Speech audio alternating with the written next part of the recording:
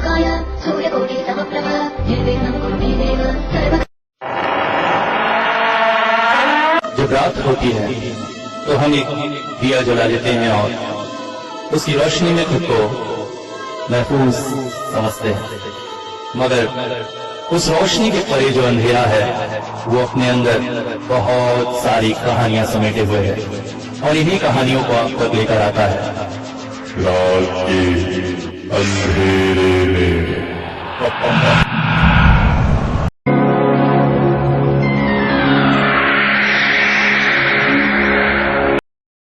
Inspector Sharma इस वक्त doctor Prasannajit के घर पर थे।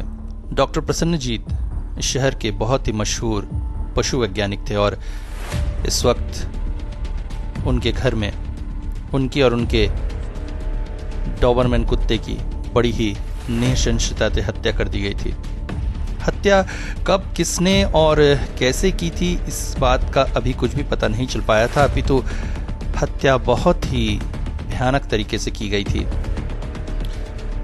धारदार हथियार से उनके शरीर पर कई वार किए गए थे, यहाँ तक कि उनकी पेट की अतरियां तक बाहर आ गई थी। कुत्ते का भी यही हाल था। उनके एक वैज्ञानिक मित्र ने पुलिस कमिश्नर को फोन कर इस बात की जानकारी दी थी कि 2 दिन पहले अचानक उनसे बात करते करते डॉक्टर का फोन कट गया और उसके बाद कई बार कॉल करने के पश्चात भी फोन रिसीव नहीं कर रहे हैं। अतः वो इस मामले को देखें। हाई प्रोफाइल केस होने के कारण तुरंत ही एक्शन लिया गया। घर का दरवाजा अंदर से बंद था। जब दरवाजा तोड़ा गया तो वहां के हालात देखकर सब चौंक उठे। इंस्पेक्टर शर्मा ने अपने साथ आए हवलदार को जीप लेकर तुरंत ही ऑफिस की तरफ रवाना किया ताकि और फोर्स लेकर आए, क्योंकि हत्या जिसने या जिन्होंने भी की होगी वो काफी खूंखार है। उसे पकड़ने के लिए और फोर्सेस की जरूरत पड़ेगी। इस दौरान इंस्पेक्टर शर्मा घूम घूम कर घर का निरीक्षण करने लगे और निरीक्षण करते करते उनके हाथ लगी एक डायरी जो डॉक्टर प्रसन्नजीत ने ही लिखी थी। बाकी फोर्स के आने तक इंस्पेक्टर शर्मा बैठकर वो डायरी पढ़ने लगे। डायरी की शुरुआत होती थी 10 अगस्त से। 10 अगस्त, आज मैं एक बहुत ही अलग तरह के वैज्ञानिक प्रयोग को करने जा रहा हूं। मैं जानता हूं ये प्रयोग किस हद तक सफल होगा, इसमें संशय है, मगर अगर ये सफल हो गया तो हमारे और हमारे चारों ओर व्याप्त इन जानवरों के बीच एक संपर्क तय हो जाएगा। हम सभी को पता है कि हमारी तरह ही जानवर भी अपनी भावनाएं व्यक्त करने में समर्थ होते हैं, बस उनके पास भाषा का अभाव होता है। मैं चाहता हूं इन जानवरों को भाषा दी जाए ताकि ये भी हमारी तरह अपनी भावनाओं को व्यक्त कर सकें, बता सकें कि ये क्या महसूस करते हैं, क्या देखते हैं, और हमारे चारों ओर व्याप्त बहुत सारी किंवदंतियां की सच्चाइयों का पता लगा सके। जैसे कहते हैं कुत्तों को आत्माएं दिखती हैं, रात में खाली सड़क पर, खाली रोड पर देखकर अचानक वो भौंक रहे होते हैं, या किसी की मौत से पहले वो रो रहे होते हैं। और भी कई ऐसे जानवर हैं जिनको आत्माओं का आभास हो जाता है। मैं जानना चाहता हूं कि ये कहां तक सत्य है। इसके लिए मैं उपयोग करने वाला हूं इलेक्ट्रोइंसेफ्लोग्राम को। ये एक तरह की मशीन है, आप लोग तो शायद जानते ही होंगे, जिसे इंसान के सिर पर लगाकर उसके मस्तिष्क की तरंगों में होने वाले परिवर्तनों का अध्ययन किया जाता है। वैसे मस्तिष्कीय तरंग तो जानवरों में भी पाई जाती है। मैं इसी का उपयोग इन पर करना चाहता हूं, मगर प्रयोज्य किसे बनाऊं? नजर गई शिफर्ड पर। शिफर्ड मेरा डॉबरमैन डॉग, बहुत ही प्यारा और बहुत ही वफादार।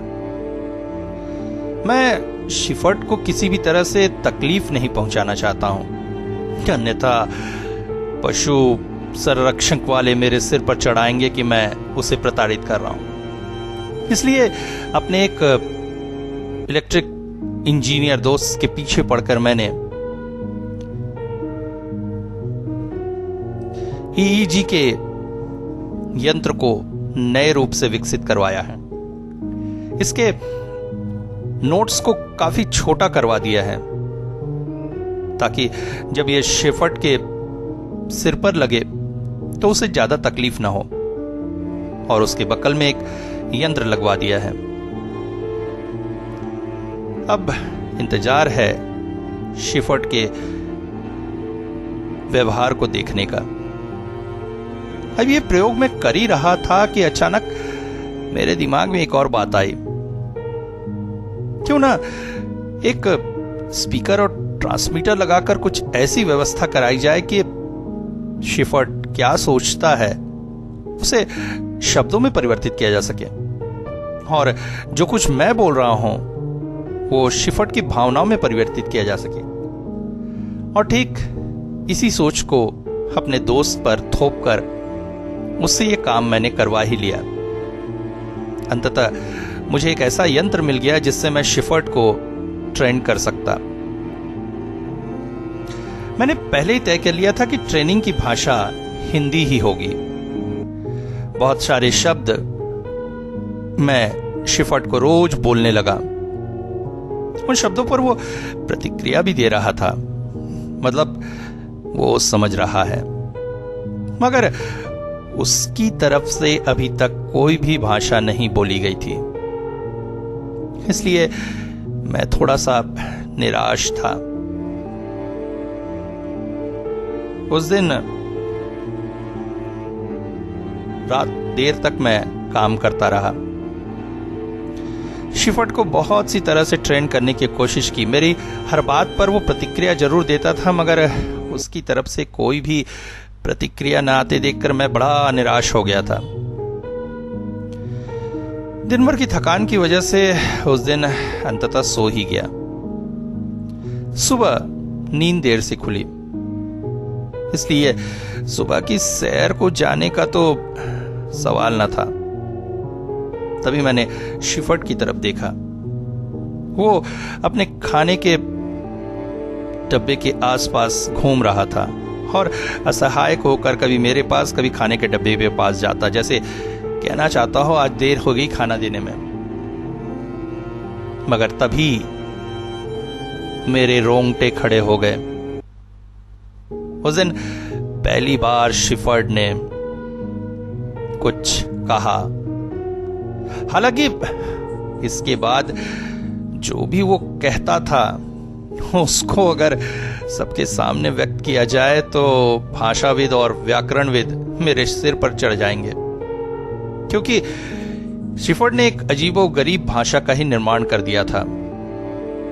उस दिन उसने पहली बार कहा वो। मैं चौंक पड़ा। उस दिन पहली बार महसूस किया मैंने कि जब बच्चा बोलता है तो माता पिता को कैसा अनुभव होता होगा। या मैं ये बता दूं कि मुझे लोगों की भीड़ भाड़ ज्यादा पसंद नहीं है, इसलिए अपने काम में व्यस्त रहने के लिए मैं शहर से दूर इस गांव में आया हुआ हूं।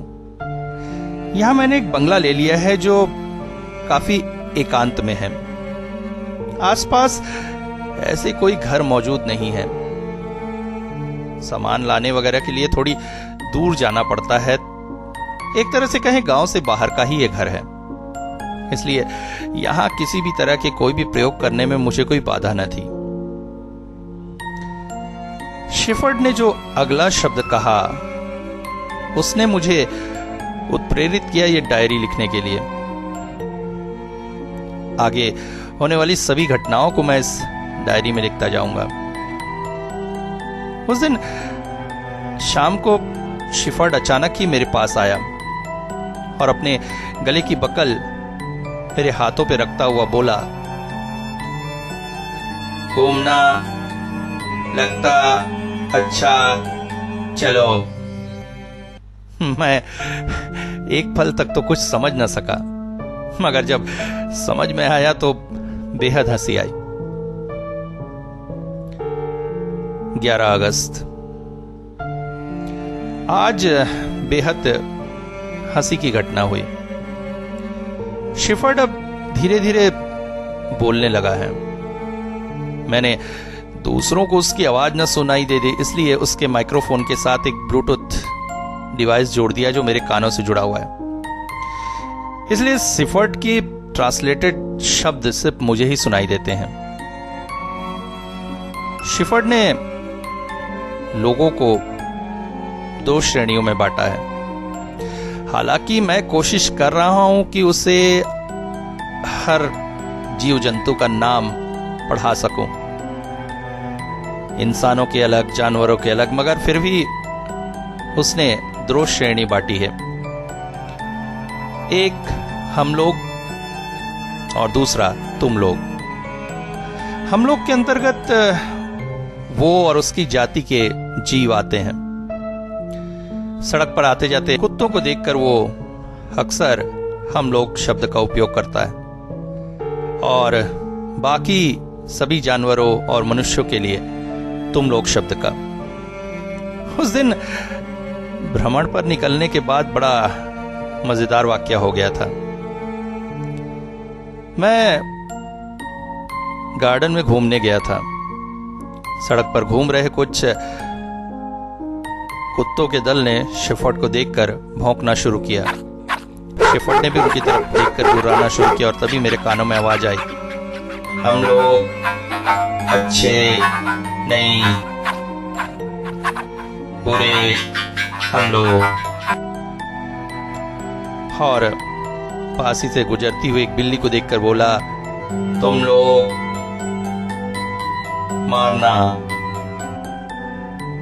बकल छोड़ तो। जैसे मुझसे निवेदन कर रहा है कि वो उस बिल्ली के पीछे जाना चाहता है और मैं बकल छोड़ दूं, मगर मैंने ऐसा नहीं किया। तभी एक महिला के साथ जा रही एक सुंदर सी कुतिया ने शायद उसके रंग रूप पर आकर्षित होकर उसकी तरफ आने की कोशिश की। शेफर्ड गुर्रा उठा,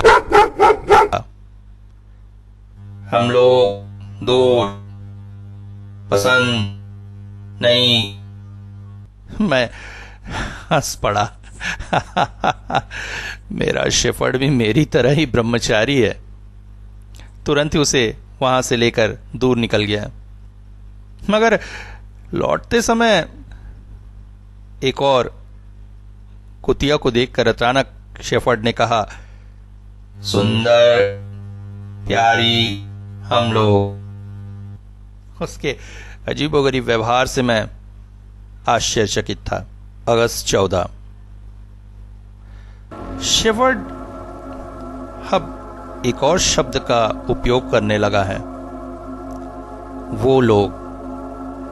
मगर मैं समझ नहीं पा रहा हूं आखिर वो लोग किनके लिए उपयोग करता है। एक दो बार उसने वो लोग शब्द कहा है, मगर वहां पर उपस्थित वो लोग मुझे दिखे नहीं। तो क्या किसी ऐसी चीज के लिए वो इन शब्दों को उपयोग कर रहा है जो मुझे नहीं दिखते, बस उसे ही दिखते हैं? बेहद आश्चर्यजनक है ये बात। मगर आश्चर्यजनक और ज्यादा हो गई जब आज शाम की वो घटना घटी। मैं शेफर्ड को लेकर गांव की तरफ घूमने निकला था। वहीं पार्क के पास ही खड़ा हुआ था एक चाय के ठेले पर। शेफर्ड को कुछ बिस्किट डालकर मैं चाय पी रहा था। कुछ दूरी से एक वृद्ध पुरुष हाथों में लाठी टेकते हुए चला आ रहा था। बिस्किट खाते खाते अचानक ही शेफर्ड उसकी तरफ देखकर गुर्रा उठा। कानों में आवाज गूंजी, वो लोग अच्छे नहीं, धक्का गिरना। मैं बड़ी मुश्किल से शेफर्ड की बातें समझ पाता था, इसलिए अभी भी मुझे कुछ समझ में नहीं आ रहा था। मगर शेफर्ड उस बूढ़े की तरफ देखकर जिस तरह से गुर्रा रहा था, मुझे समझ में आ रहा था कि उस बूढ़े के साथ कुछ तो होने वाला है। और जो हुआ वो आश्चर्यजनक था। चलते चलते अचानक ही वो बूढ़ा लड़खड़ाकर बहुत बुरी तरह से गिर गया। हालांकि देखने वालों के लिए एक सामान्य घटना थी, क्योंकि लाठी टिककर वो बड़ी मुश्किल से चल पा रहा था, मगर जब उसे उठाया गया तो उसने जो कहा वो बेहद आश्चर्यजनक था। उसने कहा किसी ने उसे जैसे धक्का दिया था। मेरे कानों में शब्द गूंज उठे, वो लोग अच्छे नहीं, धक्का। तो क्या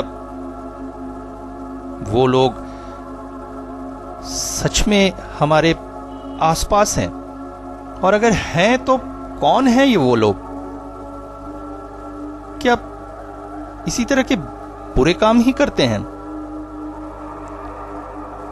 वो लोग का पहला अनुभव भी मेरे लिए बेहद डरावना था। 15 अगस्त, आज स्वतंत्रता दिवस समारोह मनाया जा रहा है। मैं शेफर्ड को लेकर शहर की तरफ निकल गया था।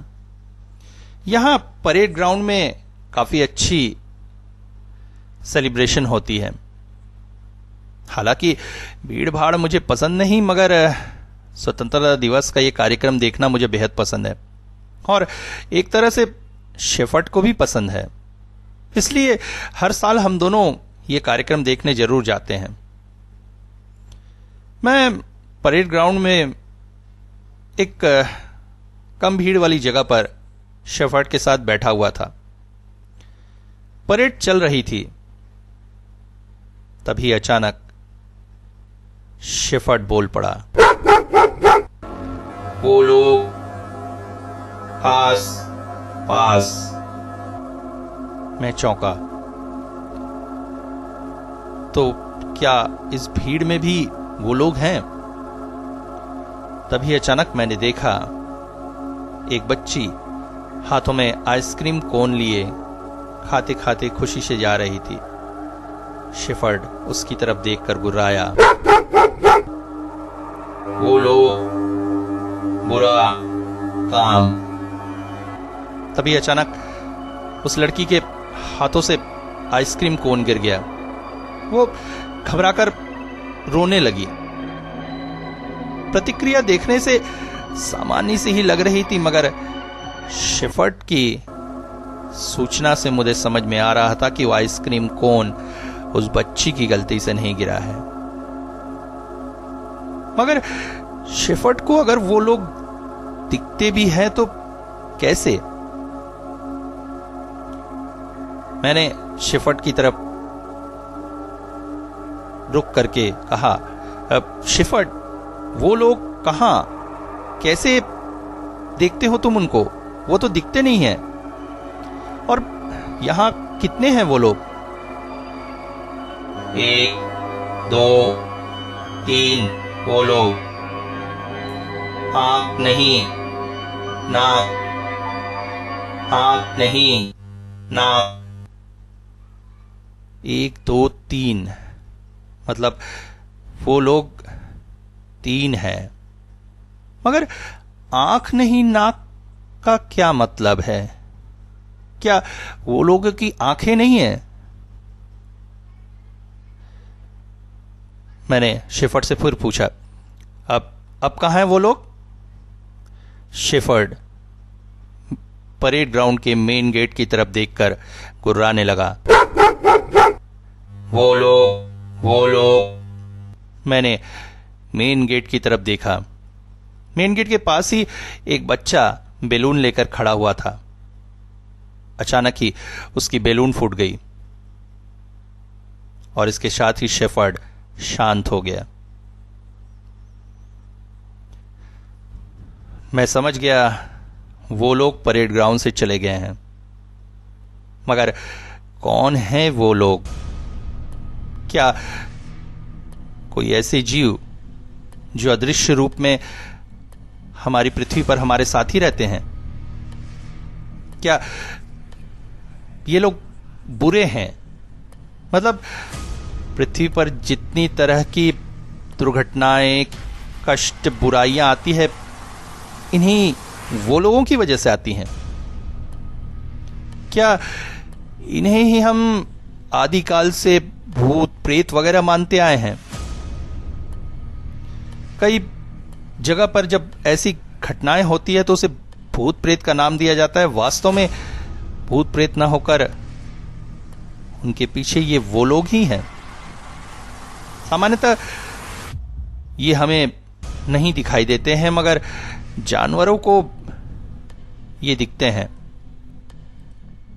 और जानवर भी इनसे दूर रहकर ही अपना काम चलाते हैं।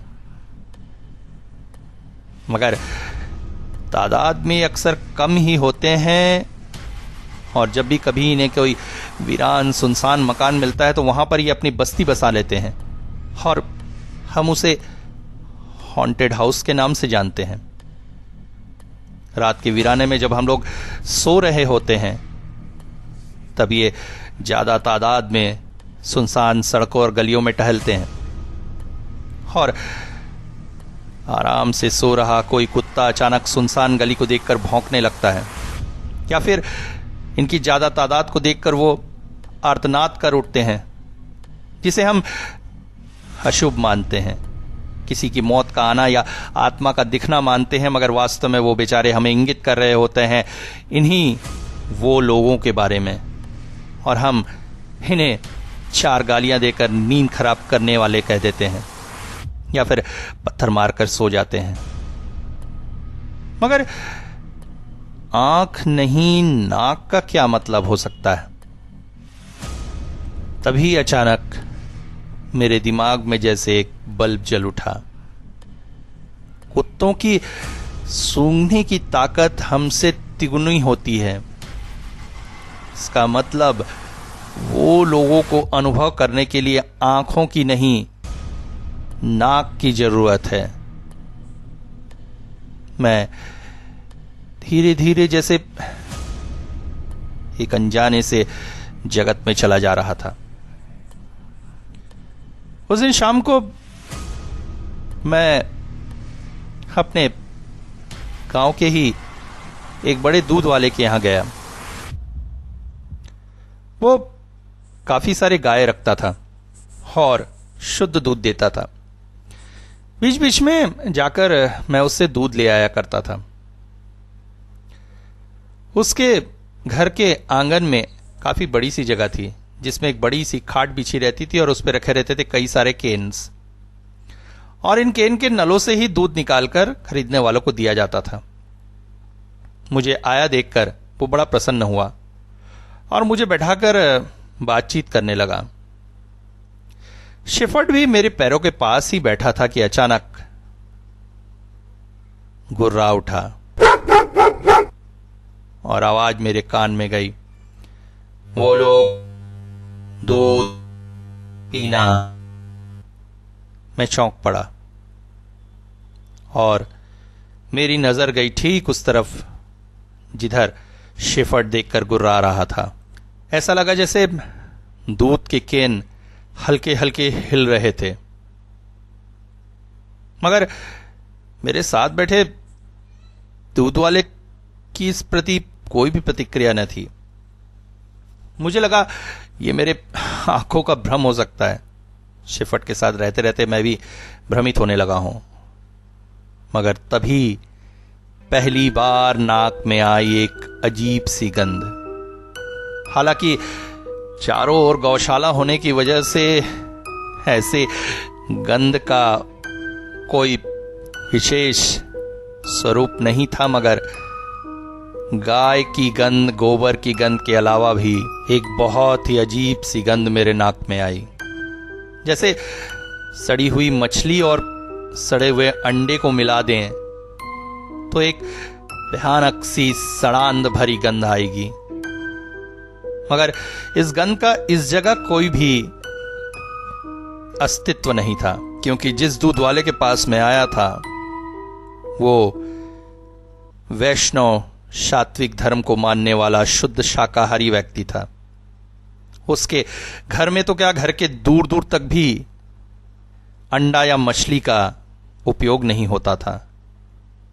और ऐसी जगह में ऐसी गंध का आना बेहद आश्चर्यजनक था। कुछ देर बातचीत करने के पश्चात मैं पैसे मिटाकर उससे दूध लेकर घर की ओर चल पड़ा, मगर रास्ते भर शेफर्ड एक ही बात दोहराता रहा, वो लोग दूध अच्छा नहीं, वो लोग दूध अच्छा नहीं। क्या मतलब? क्या वो लोग वहां दूध पीने आए थे और उनके पिए दूध को पीना सही नहीं होगा? मेरे घर पर काम करने के लिए एक छोटी लड़की आती है जो सुबह शाम घर की साफ सफाई और थोड़ा बहुत खाना पकाने का काम करती है। घर लौटकर मैंने उसे दूध दिया ताकि वो उसे गर्म करे, मगर गर्म करते ही साथ वो बोल पड़ी, अरे दादा बाबू, ये आज कैसा दूध लेकर आए हो? ये तो फट गया। मैं चौंक पड़ा।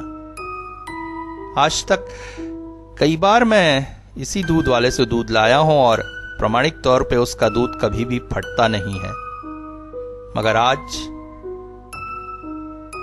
तो क्या यही कहना था शेफर्ड का? वो लोग दूध अच्छा नहीं, मतलब दूध इसलिए फटा कि वो लोग पी गए थे। मैं अब अजीब सी उधेड़ बुन में फंसने लगा हूं। मन कह रहा है मैंने शेफर्ड को आवाज देकर बहुत गलत कर दिया है। उस ऊपर वाले ने हमें देखने और सुनने की एक निश्चित क्षमता दी है और जानवरों को उस क्षमता से कहीं ज्यादा, और यही शायद अंतर है हमारे और जानवरों के बीच। मगर मैं उस अंतर को समाप्त करने के चक्कर में एक अनजानी दुनिया को देखना शुरू कर चुका था जो शायद मुझे नहीं देखना चाहिए था। 26 अगस्त, आज जो कुछ हुआ वो बेहद डरावना और बेहद भयानक था। इसलिए इस वक्त मैं तुरंत ही सब कुछ डायरी में लिख देना चाहता हूं। आगे क्या होगा मुझे नहीं पता, मगर जो भी हो रहा है वो बहुत ही डरावना और बहुत ही भयानक है। अनजाने में ही मैंने अपने ऊपर एक बहुत बड़ी मुसीबत बुला ली है।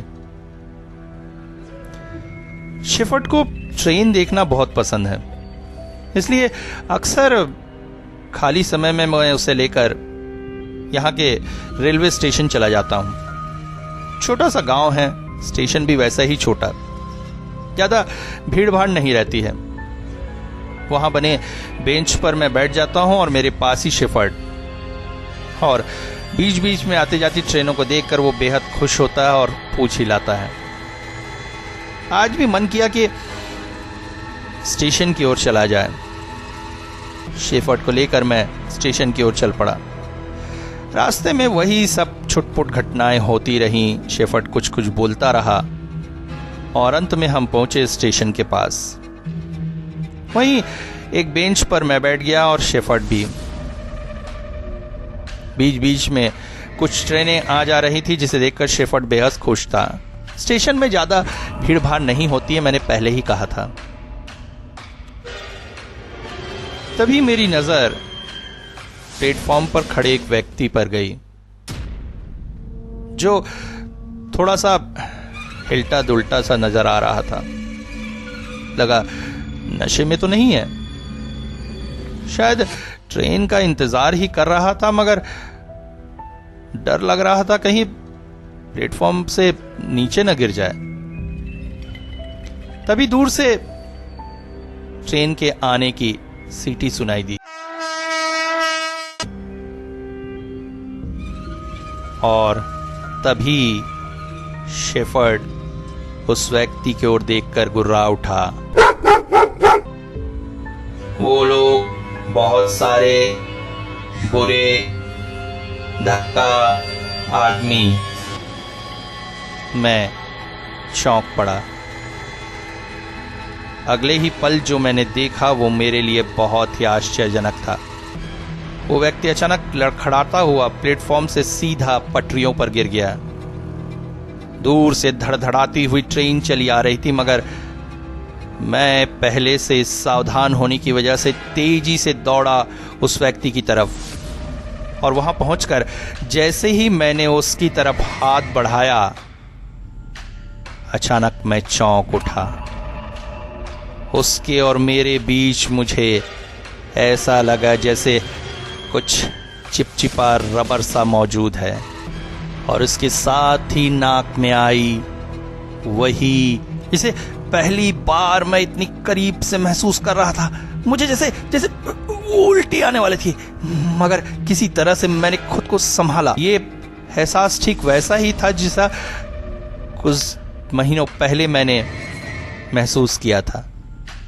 एक खास प्रयोग के चलते समुद्र से हमने कुछ ऑक्टोपस मंगाए थे, और जब उन ऑक्टोपस को छू कर देखा था तो बिल्कुल वही एहसास हुआ था जैसा इस वक्त मुझे हो रहा था। मगर मैंने उस और खास ध्यान न देते हुए तुरंत ही उस व्यक्ति का हाथ पकड़ा और उसे खींचकर जैसे ही मैं प्लेटफॉर्म पर लेकर आया, धड़धड़ाती हुई ट्रेन पटरियों से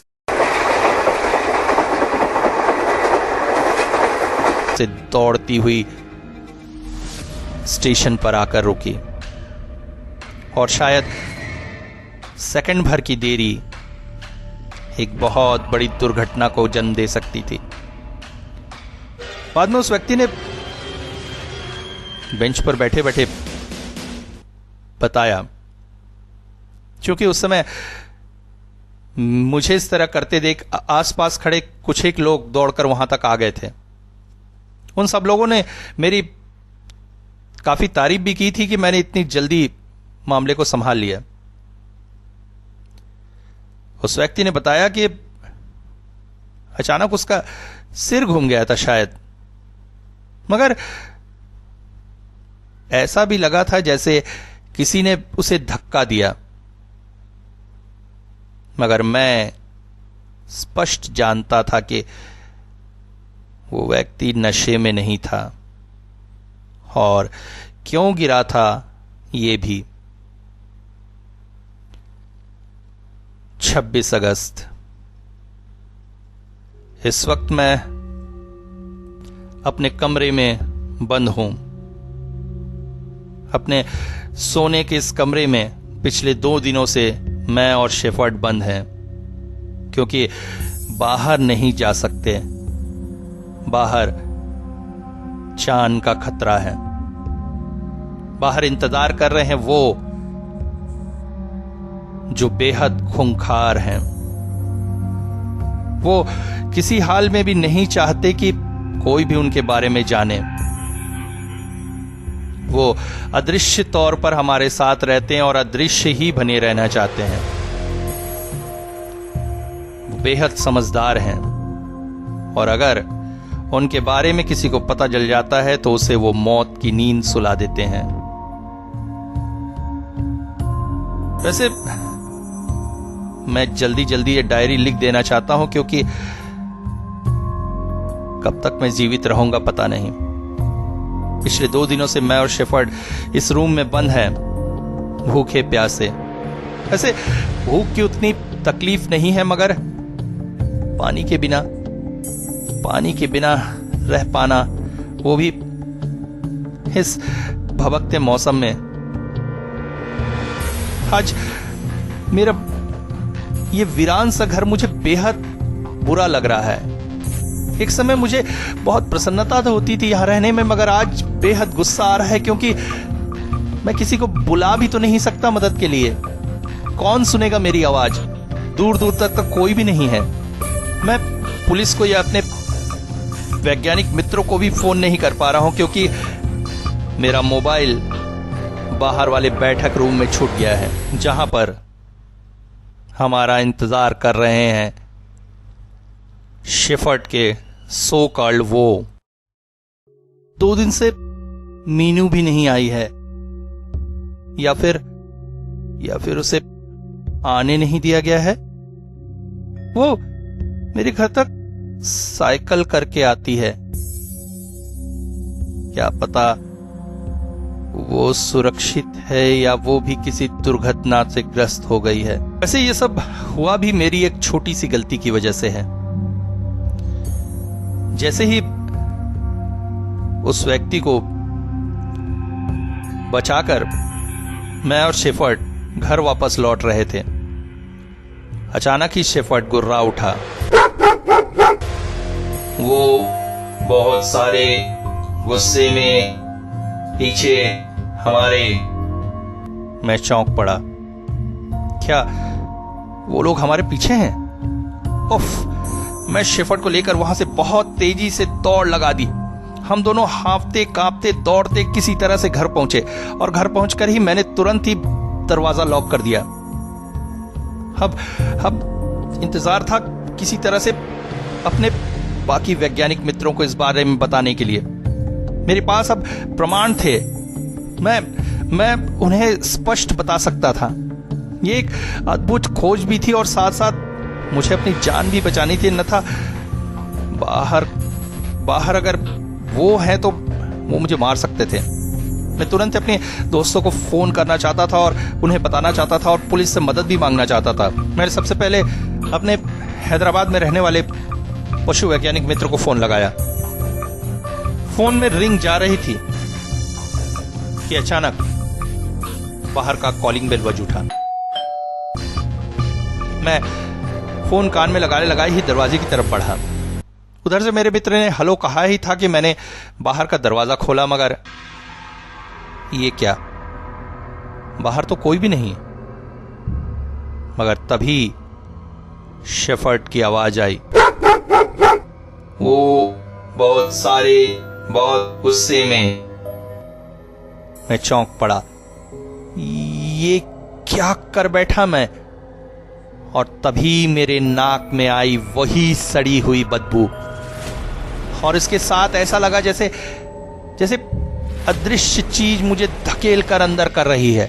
और इसके साथ ही मैंने महसूस किया मेरे कंधे पर चुभ रहा था कुछ बेहद नुकीला धारदार सा और हल्का हल्का खून बहना शुरू हो गया था।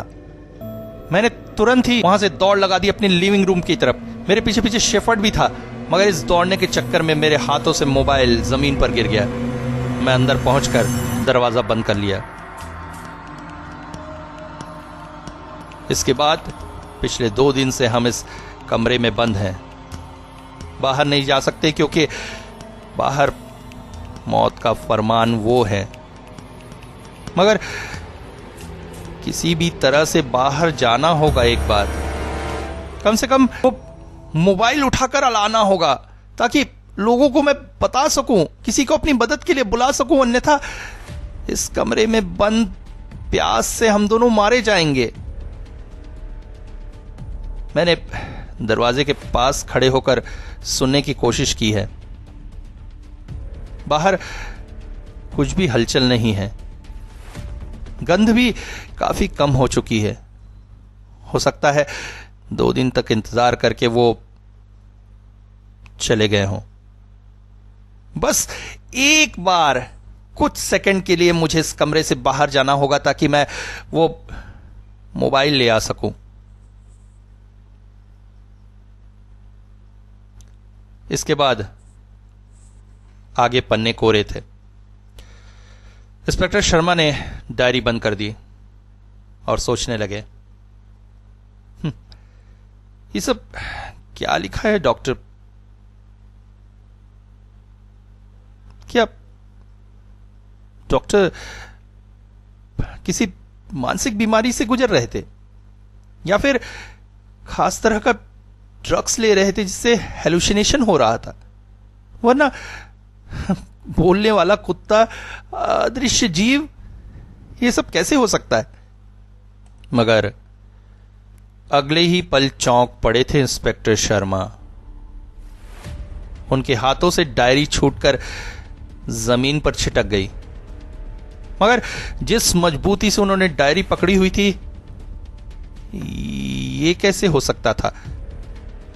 तभी वो आगे बढ़े डायरी उठाने के लिए और अगले ही पल उनके हाथों में स्पर्श हुआ एक ठंडा लिजलिजा रबर सा कुछ। मगर ये क्या, यहां तो कुछ भी नहीं दिख रहा है। मगर डायरी को पकड़ने के लिए हाथ बढ़ाने के बाद भी वो डायरी नहीं उठा सके। ऐसा लगा जैसे कोई डायरी को उनसे दूर सरकाता जा रहा है। और तभी उनके दिमाग में कौंधी एक बात जो डॉक्टर ने लिखी थी। वो बेहद बुद्धिमान है और नहीं चाहते कि कोई भी उनके बारे में जाने। इंस्पेक्टर शर्मा का हाथ अपनी सर्विस रिवॉल्वर की तरफ चला गया, मगर तभी उनके शरीर पर बनने लगे घाव के निशान, जिनसे बलबला कर निकल रहा था खून।